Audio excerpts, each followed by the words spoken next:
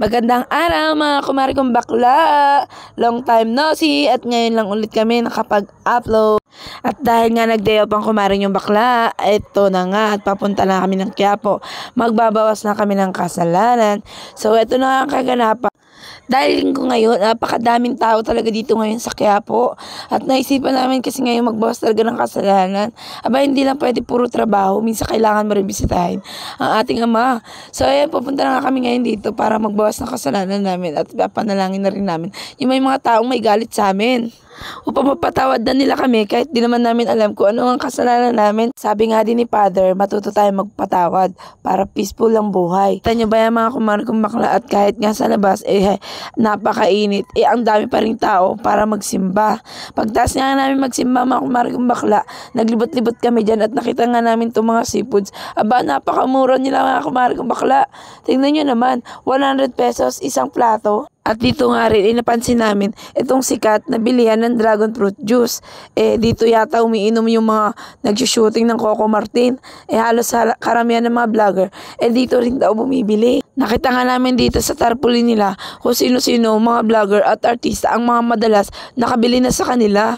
At talagang display nila para at least aware ang mga mamimili na talagang sikat na sila. At syempre, mga kumari kong bakla, hindi tayo pwede magpahuli. Kailangan din natin matikman kung ano ang lasa ng dragon fruit tea, di ba? At syempre, mga kumari kong bakla, itsura pa lang nito, talagang nakakatakam na. Tingnan nyo naman ang itsura. At syempre, hindi na rin nagpapahuli yung katabi nila dito, RK16 Big Siomai. Sa halagang 50 pesos, 6 na pirasong malalaking siomai talaga ang mabibili mo. Tingnan mo naman nga kumari kong bakla, hindi na kami nag-avail ng rice. Puro na lang siomai dahil alam namin sa sarili namin. Aba, talagang mabubusog na kami sa 6 na piraso. Sa sobrang laki ba naman nito mga kumari kong bakla? Aba, mas malaki pa ba naman sa kalamansi? At mas malaki pa talaga sa kutsara namin. Ito pa nga lang, sulit na. Tingnan nyo naman mga kumari kong bakla. Ito nga mga kumari kong bakla, sikat din na siomai dito sa Quiapo. At talagang natikman namin ito mga kumari kong bakla. Abay, purong karne at napakasarap. Kung sahalin tulad ko siya, aba, 100%. Napakaraming karne. Hindi siya katulad ng ibang siomai na parang langgonisa na. Ito ay malalasahan mo talaga yung karne ng pork. Kung gusto mo mag-reseller, i-chat nyo lang siya sa RK16. Nasa page nila yun. Meron silang page sa Facebook. Hanapin nyo na lang. Bala na kayo. At dito nga mga kumari kong bakla, nakakadalawang subo pa lang ako ng siomai. Feeling ko nabubusog na talaga ako.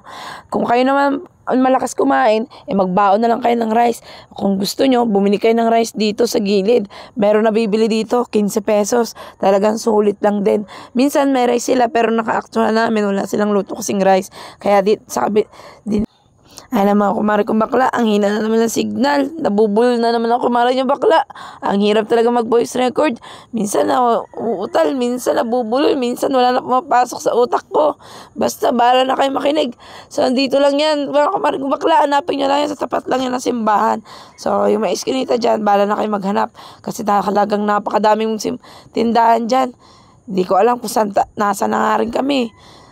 Ang hirap mag-voice record mga kumari kong bakla. Basta alam ko lang, kumakain ako ng siomai. O mga kumari kong bakla, pagkatapos namin dito kumain ng siomai, mga kumari kong bakla, uuwi na kami at wala naman kaming sapat na pera. Talaga nagsimba lang kami. Try na namin kung paano magsimba dito na maliit lang yung pera, 500 pesos. So sinulit na rin namin, bumili na rin kami ng isang pirasong ihaw-ihaw na pusit. O mga kumari kong bakla, hindi pa kasi ako sumasahod sa Facebook, kaya wala pa kaming ganun kalaking pera. So bye-bye, dito na lang.